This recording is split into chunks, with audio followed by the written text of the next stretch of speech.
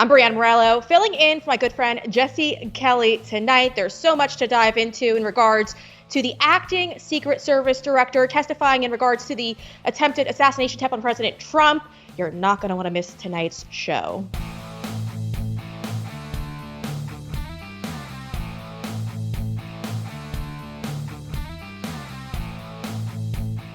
Good evening, everyone. I'm Breanna Morello, filling in for my good friend Jesse Kelly. Now, I might not be as good looking as Jesse, but you'll have to do with just this. Now, there's so much to dive into, and speaking of second best, I gotta talk about Democrats' second best, Miss Kamala Harris. You guys might remember she is the border czar, even though they're trying to erase your memory in regards to just that. But there's this massive effort to rebrand Kamala Harris because she's so unlikable, of course. And it's not just Democrats looking to do it. It's also big tech. Big tech is also now jumping in and trying to push Kamala as the next president of the United States by fixing Google alerts and Google searches. Ultimately, what's going on right now, if you were to look Donald Trump's name up right now on Google, you get a bunch of Kamala Harris stories. It's absurd, of course, doesn't really make any sense when you think about it. But again, folks, it's starting to feel like 2020 over again, where the intel community is stepping in, and so obviously is big tech. But again, it's everyone trying to make Kamala look like she is somehow presidential, even though she's extremely unlikable. And Kamala's also getting some help from white dudes.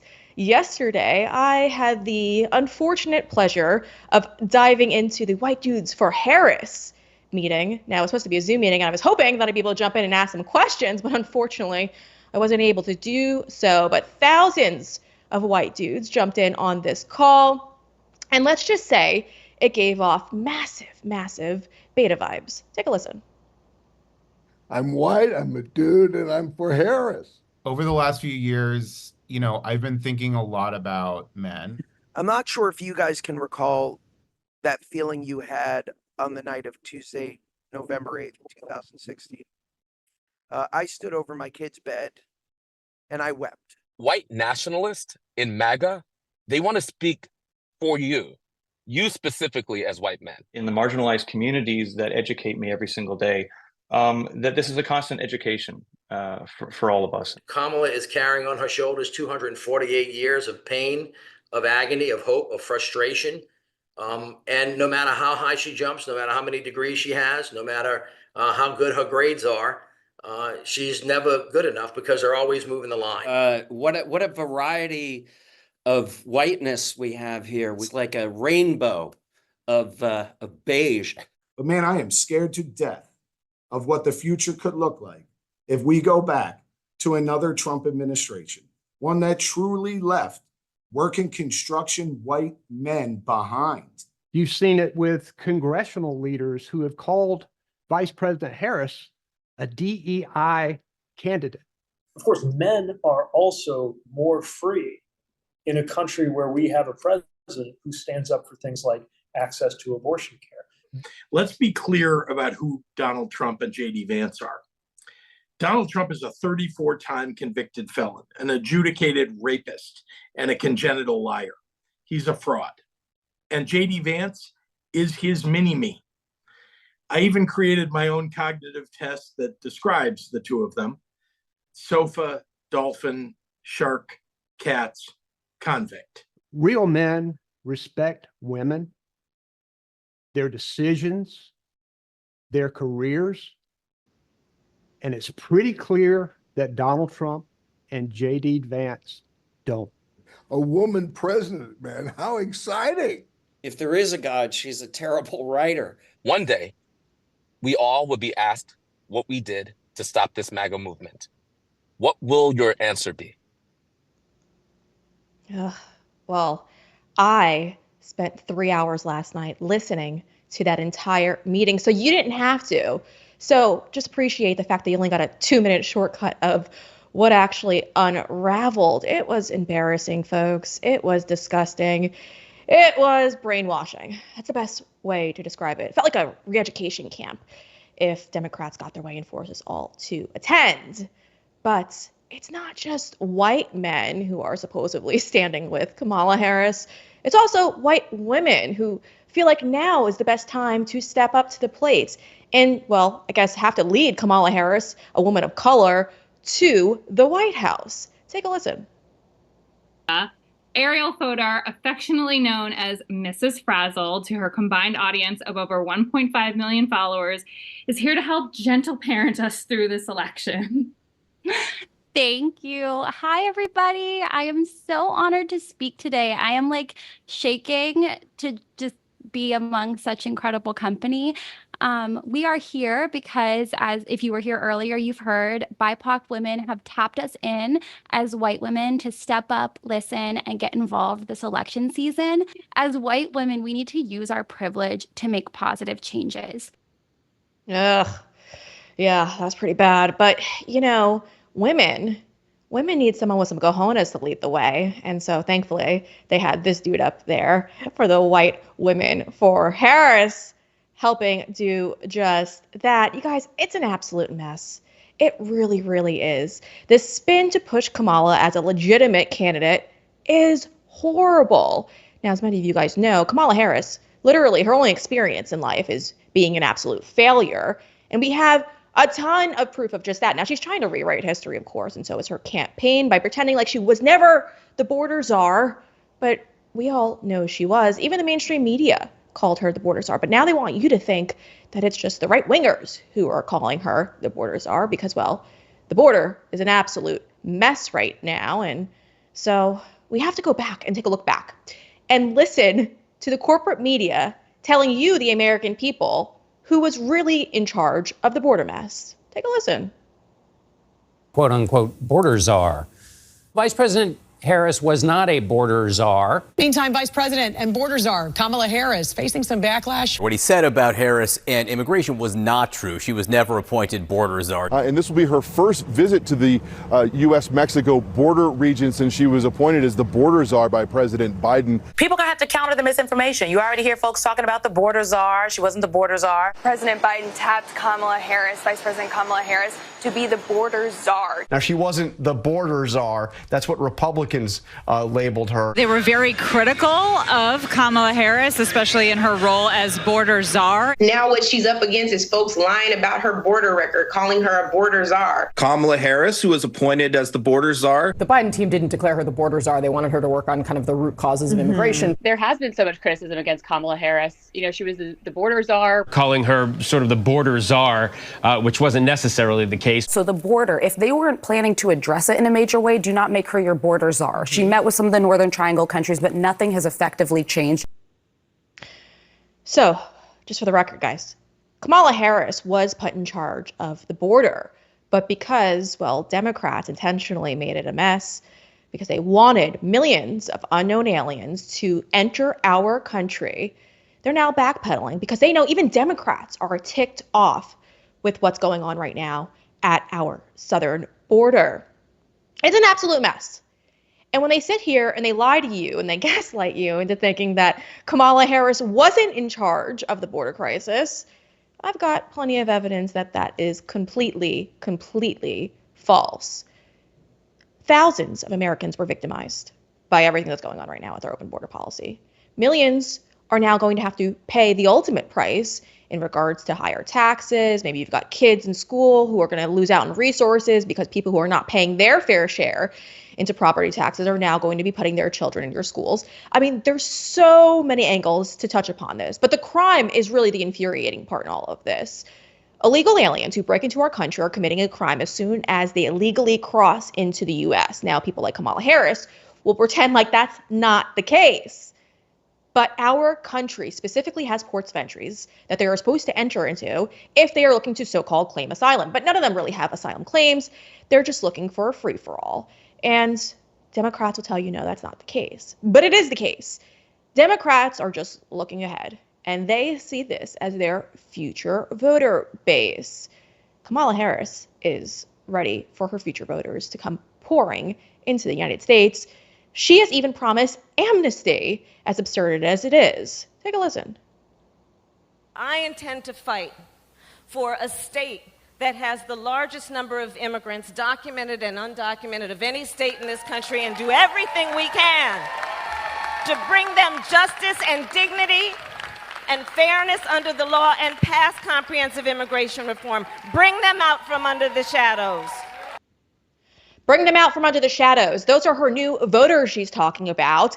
They broke the law. They're coming in now. Oh, by the way, in case you're wondering, too, that woman that you just saw on your screen, apparently she's a former prosecutor. So we shouldn't have to lecture about this, but we have to, because she wants to pretend like laws are up for your interpretation, that you don't have to enforce all the laws.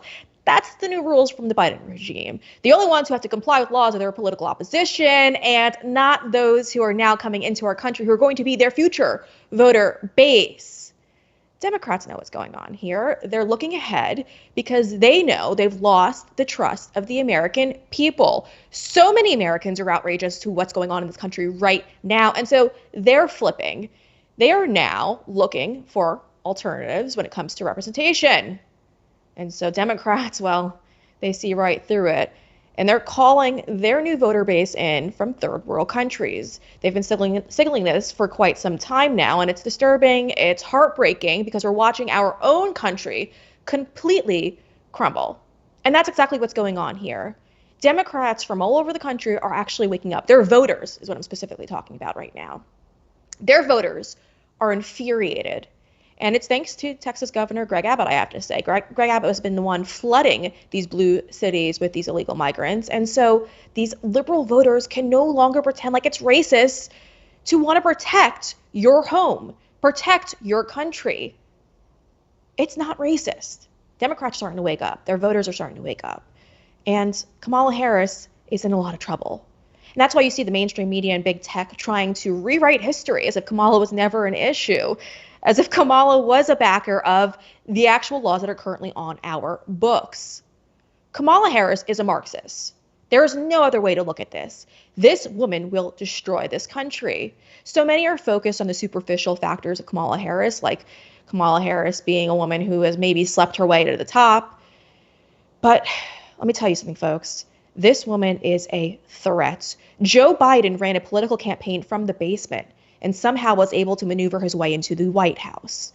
So let's focus on the cold, hard facts. Kamala Harris is a threat to our democracy. She is importing the third world because your vote no longer matters to her. She wants to water down the voices of the American people. And so she's bringing in millions and millions and millions of third world country residents. And she's going to replace you. That's not a conspiracy. That is the reality. That's what's going on right now in our country. And everyone is beginning to wake up. The corporate media can no longer have its control on you, the American people. They see right through it. And don't take my word for it.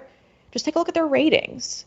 You would actually assume that these corporate media hacks would in fact be cheering on President Trump, because since President Trump has left the White House, well, their ratings are down the toilets. And so we all need to just be realistic here. Kamala Harris is a threat. She may not be so intelligent. She may be kind of stupid. But again, folks, she is a threat. Now let's just, for laughs, take a look at some of Kamala's worst moments thus far. We are guided by what we see that can be, unburdened by what has been. I'm excited about electric school buses. I love electric school buses. I just love them for so many reasons. Maybe because I went to school on a school bus. Do you know, okay, a bit of a history lesson. Do you know that the women's teams were not allowed to have brackets until 2022? I love Venn diagrams. I really do. I love Venn diagrams. It's just something about those three circles and the analysis about where there is the intersection, right? Yeah, I see people that you agree with me, right? So I asked my team, I brought props, and talking about the significance of the passage of time, right? The significance of the passage of time. So when you think about it, there is great significance to the passage of time. So the importance of community banks is they are, as they are called, they're in the community, led by members of the community. And yeah, I am radical. I do believe that we need to get radical about what we are doing and take it seriously. Right. And I will tell you, an undocumented immigrant is not a criminal.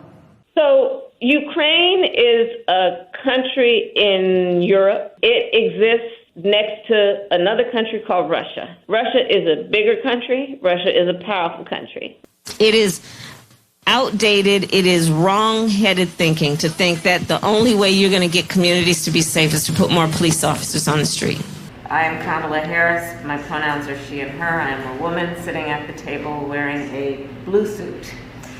And leaders have to lead, and plastic we can straws adapt. are a big thing right now. Yeah. Do you ban plastic straws? I think we should. That woman is dangerously stupid, folks, and she is a threat to our country. We'll be right back with my good friend, FBI whistleblower Steve Friend.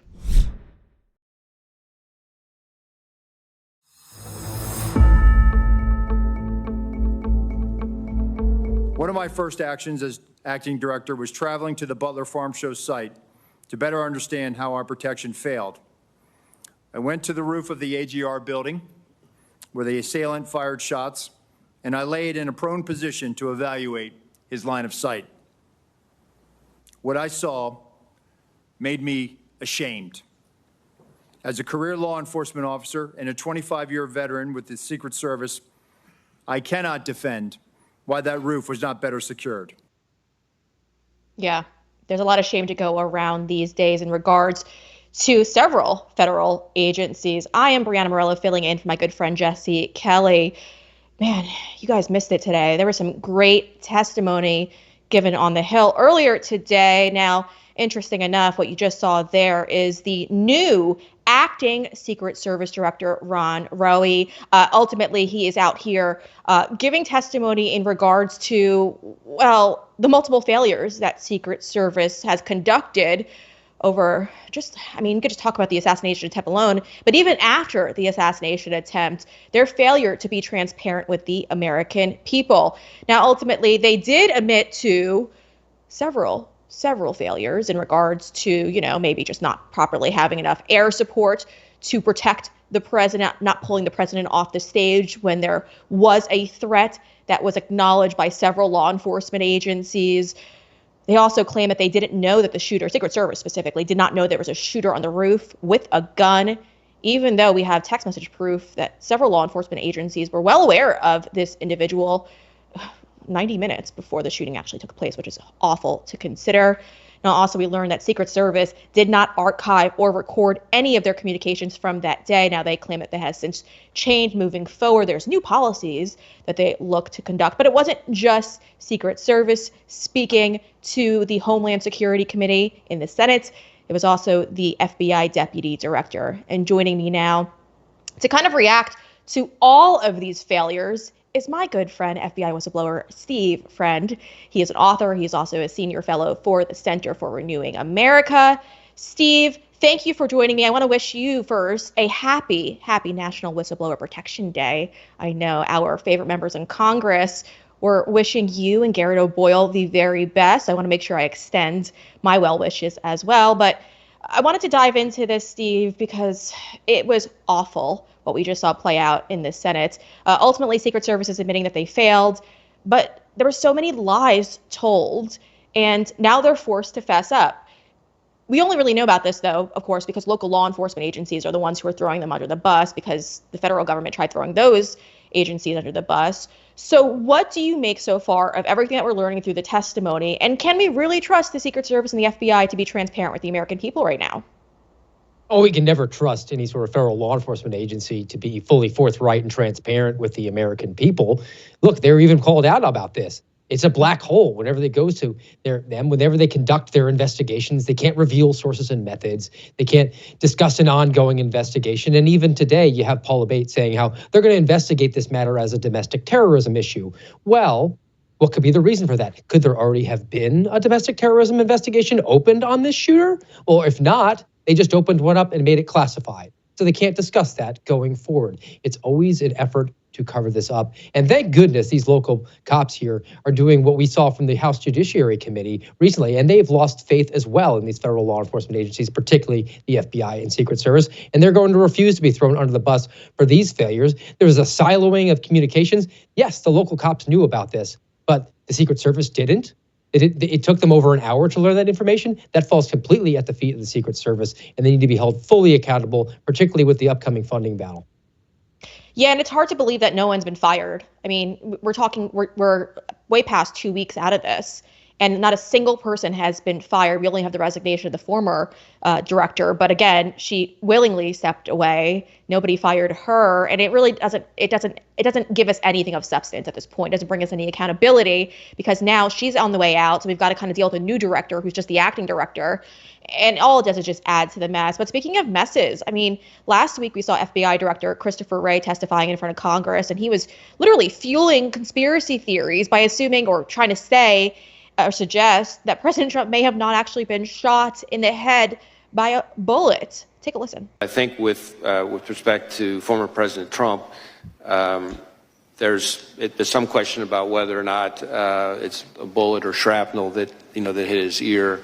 So it's conceivable, although as I sit here right now, I don't know whether that bullet, in addition to causing the grazing, could have also landed somewhere else. But I believe we've accounted for all of the shots in the cartridges. So let us. Okay, so it's upsetting to hear him say that because, again, we all know that the president was hit in the ear with a bullet, but it's not just him who's trying to create some type of doubts. We're also seeing this massive push to kind of erase the assassination attempt on big tech platforms such as Meta. Meta, for an example, just recently apologized for this, but they were flagging the photos of President Trump getting hit in the head with a bullet. I mean, literally the ear, I should say specifically, but they were wrongfully flagging these photos as sometimes altered, some of these photos, and they were trying to mix that up and create doubt there. But it's not just them. Also, Google is also hiding the Trump assassination attempt as well. When you looked it up, it didn't pop up immediately. It's just, it feels like it's 2020 all over again, where you have the intel community and you have big tech stepping on the toes and trying to influence this election. Steve, what are you making of all of this? I share your sentiment, and thank you for connecting the dots here. Look, the FBI meddled in the last two presidential elections. In 2016, they opened up a fake counterintelligence investigation on then candidate and then eventually President Trump, using a fake dossier that was provided to them to open illegal FISA wiretaps, which they subsequently used those illegal FISA wiretaps to find out about another incident in 2020 when the ne'er-do-well son of the current president, Joe Biden, then candidate Joe Biden, they had the laptop and they found out that it was going to go to social media. So they told social media, hey, can you censor that for us? So Christopher Wray, being in charge of one of the members of the Intelligence Committee, for him to sit up there and obfuscate on the fact whether or not the projectile actually struck Donald Trump in the ear is laughable. This guy knew about the laptop. He knew that it was in FBI custody at the time that it was being questioned and reported on in the New York Post. He's a politically partisan guy. He hasn't changed, and the FBI isn't going to change in the foreseeable future. It's not just an issue, though, of leadership at the top. The entire apparatus has to be shattered into a million pieces and scattered into the dustbin of history. There is no coming back from this. Yeah, there is no coming back from this. Steve, we've got about 30 seconds. I wanted to get your quick reaction. We learned, and they did it on a Friday news dump, but we learned that Peter Strzok and Lisa Page both received massive settlements from the Department of Injustice, $2 million to the tune. It's absurd. It's our taxpayer money. But ultimately, this isn't just them. They also receive, I should also say, one of the former FBI directors also received $700,000 in a settlement as well, just a few years back. What do you make of all of this, being the fact that Garrett O'Boyle is still suspended without pay and is expected to continue to remain on that because they have a pending investigation into him?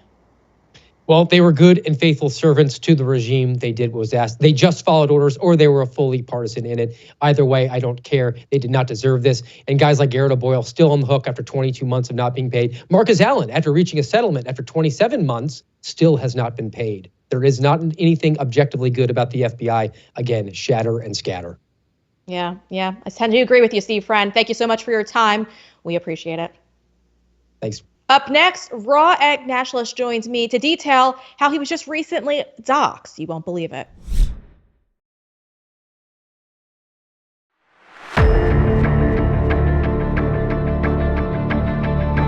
Welcome back. I'm Breanna Morello, filling in for my friend Jesse Kelly tonight. Now, in regards to the President Trump assassination attempt, so many Americans who normally wouldn't find themselves supporting the former president are now rallying behind them. So many have had enough. They've had enough of the lies. They've had enough of just the way things are being ran in this country. So essentially, it did kind of create some form of unity amongst many. Now, obviously, the regime doesn't like that, but so many Americans are getting behind this populist movement in this country right now because they've had enough. Seeing President Trump, after being shot in the ear, jumping back up and telling the American people to continue fighting has resonated with so many. And it's happening all over the world, folks. So many saw that and felt inspired. Joining me to discuss is our friend from across the pond and, well, finally now revealing his identity, Egg Nationalist, also known as Charlie. Now, for our audience at home who aren't familiar with your work, I wanted to just remind our audience that you are a contributor for InfoWars. You are also an award-winning author, and you are a health expert, I would say, because I go to you for all my natural health advice, I guess I would say. So it's very, very great to have you on this program. Now, you were recently doxxed, and so that's why you're no longer anonymous. We'll get to that in just a moment. But I wanted to talk about your latest piece up on InfoWars right now. It's all in regards to kind of what took place during the assassination attempt and how it's resonated with so many. Now, you're giving it to us from across the pond, kind of the perspective there. But what did you take of it when you were sitting there watching our president, former president, I should say, get shot and then bounce back up and tell the American people to continue fighting? Well, it's a pleasure to speak to you again, Breanna. It was an incredibly emotional moment. So I woke up in the morning, actually, and I had dozens of text messages, and at least one of them said President Trump has been killed. So I mean, I jumped out of bed, logged on the computer, and watched what had happened, and I couldn't. I was about to say I couldn't believe it, but yes, I could believe it because I wrote back in December of last year a piece for Human Events where I said, look, they're going to try and kill President Donald Trump. They're going to do it. They are. They're saying they're going to do it. They're giving every hint that they're going to do it. So believe them when they say it. But it was an amazing scene. It really was a scene of incredible defiance and power. And, like you say, a message to unify the American people and an image to unify the American people. And that, I think, is why now the mainstream media, big tech, and commentators are trying to minimize what happened. They're trying to prevent the distribution of the famous photograph, the iconic photograph of President Trump, fist aloft, bloodied, beneath the trailing star and stripes, because that is an image of such incredible power. That image there on screen right now, it's an image of such incredible power. There's no way that Donald Trump's opponents can produce an image with that kind of power. They have Kamala is brat, white men for Kamala Harris. I mean, they have nothing to compare to this image, which is precisely why the image is being suppressed. It's precisely why people like FBI Director Christopher Wray and the FBI itself have tried to suggest that Trump wasn't even hit by a bullet, because they want to make this episode disappear. It didn't work, firstly. Trump wasn't killed. And now, instead, it's backfired totally and produced this incredible moment that potentially could propel Trump to the White House. So they're afraid, I think. They're genuinely afraid of what happened on stage in Butler 2 weeks ago. And they should be. And, we're learning more about the shooting in regards to, people want to continue to say it's incompetency, but I don't think I could just write that off as incompetency anymore, but how Secret Service failed the former president. And it's heartbreaking to see. But like you said, it's at this point, they had nothing left up their sleeve. They tried the criminal persecutions, the lawsuits that they tried to sue him into bankruptcy. They tried so much and everything failed. And this was literally the last thing that they had left up their sleeve. So although we can't directly say that it was intentional, it's really hard to just continue to write off. And so it's infuriating to continue to listen to and to watch all the testimony that's coming out now and hearing whistleblowers or just sources, I guess I should say, kind of whispering to members of Congress to tell them what actually took place, because we cannot trust our federal government. And we're watching as this is inspiring those all around the world at this point to be bold and to fight back when it comes to these, in the U.S. we call it the deep state, but all of these other powers that are at bay. And so it's quite interesting. But I want to talk about fighting back because, Charlie, you have ran a anonymous Twitter account for quite some time. You gave yourself the nickname the Raw Egg Nationalist. And so a lot of people didn't know who you were, but you were recently doxxed. And I think that's really important to drive home that point. So you were recently doxxed by a group, I believe it's called Hope Not Hate over in the UK. And they were allegedly the ones who are, this is according to just reports right now, that they might have been behind Tommy Robinson getting arrested over the weekend after leading a massive rally in the UK. But they doxed you, and now your face is out there. So tell us a little bit about the doxing and how dangerous this has been. Yeah. So the circumstances of the doxing are very interesting. So I was doxed about a month ago by this organization called Hope Not Hate, which is an activist organization. It's a far left organization staffed with radicals, with actual communists, with genuine Marxists, genuine revolutionaries on the left. But 2 weeks before that happened, I visited a local farm shop and that I frequent often to buy raw milk. And the owner of the farm shop put an email in my hand that he'd received from a Business Insider journalist, a woman called Catherine Long, who interestingly was involved in the funny business with Bill Ackman's wife, when Bill Ackman's wife, that's the billionaire, when she was accused of plagiarism, I believe, in her academic role. So I've had quite a lot of different parties after me for some time. Not just Hope Not Hate, they've been after me for at least a year, but other people like Business Insider, journalists looking to expose me for a long time, but for no reason other than that I am a right-wing writer, I'm a conservative writer, whatever you want to call me, and I'm popular. I've got a large following on social media. I was in the Tucker Carlson documentary, The End of Men, which was sort of mega viral for at least about sort of 2 weeks. And so I mean, I was doxxed simply for being a right winger, but they go after other people, like you say. They go after Tommy Robinson in particular, and they seem to have been involved in his arrest at the weekend. So he organized a rally in the UK, in London, called Uniting the Kingdom, and it was attended by tens of thousands of people, I think. It was a big rally, very popular, the kind of thing that the government in this country, whether left or right, and we have a sort of, we have an establishment right like you have in the US with the Republicans, where they're not really right wing. It's more of a uniparty, actually. And for reasons unknown, the next day, Tommy Robinson was arrested in Folkestone in Kent at the Channel Tunnel by border police. And we don't actually know why, but Hope Not Hate issued a statement. I think they spoke to The Guardian and to other newspapers and said that Tommy Robinson had done something wrong at the rally. I think he played a video that they didn't like. And so it's entirely possible that Hope Not Hate had some hand in getting Tommy Robinson arrested. Yeah, it's awful, and this group is responsible for a lot of these types of actions, so it's really no surprise here. But I want to thank you, Charlie, for jumping on with me today. Thank you so much for your time, as always. We'll be right back.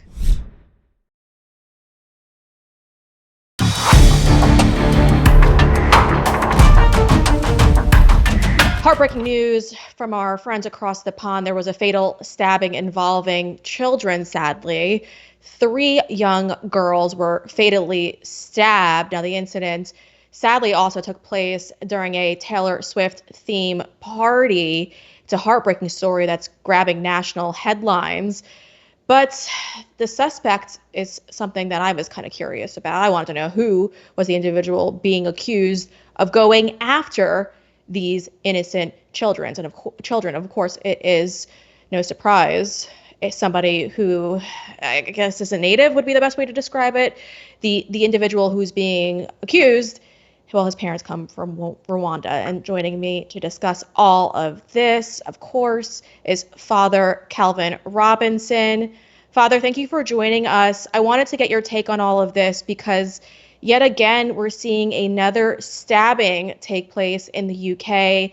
And, well, individuals who have spoken out about these issues, such as yourself, and we just saw the arrest of Tommy Robinson over the weekend. Tommy was arrested after leading a massive rally, and, well, they called him in for questioning through the Terror Act, which was disturbing in itself because he loses his rights and is forced to answer these questions. But people like Tommy are treated like terrorists. And then we see the suspect from this stabbing and having his identity concealed, and we're not really learning much about him. Why is this happening? In this country, we are getting tired. We are getting sick and tired of these two-tier policing. You're right to point out. So at the weekend, Saturday just gone, we had biggest patriotic rally we've seen in this country in a long time.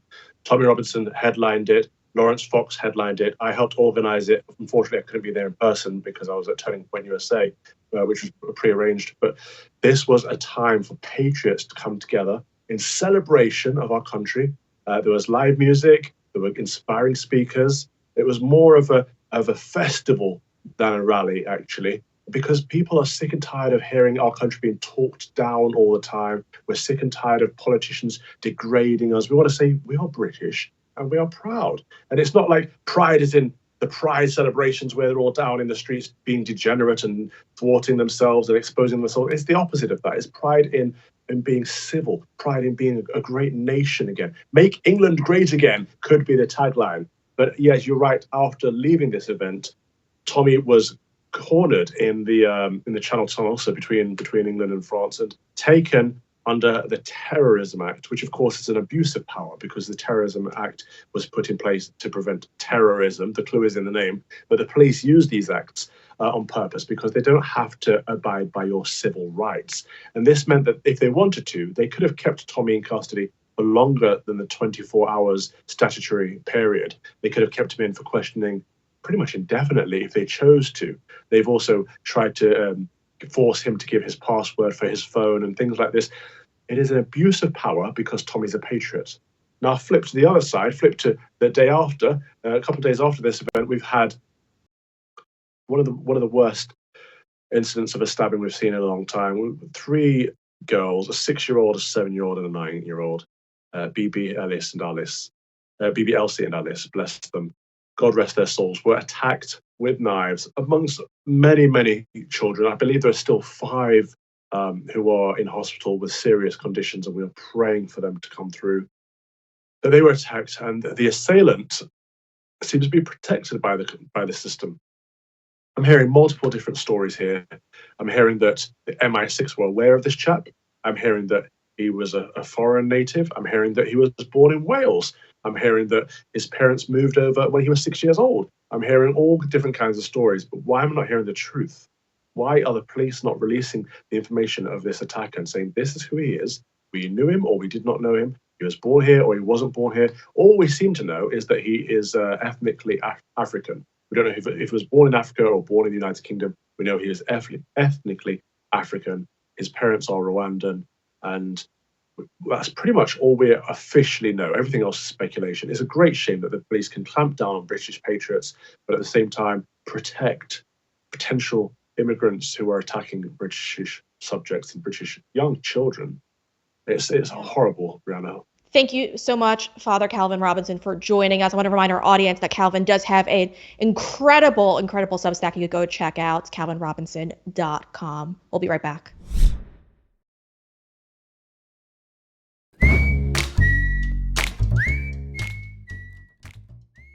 And we're back. My name is Breanna Morello. I'm filling in for Jesse Kelly, like I told you before. Now let's end things on a more happier note.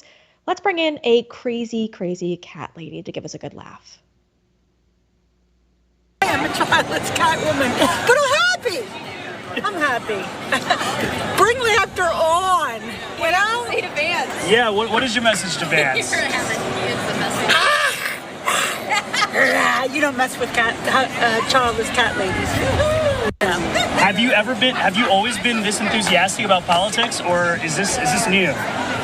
Since Donald Trump got in, I watched Rachel through his whole term because I had to stay ahead. No surprise there.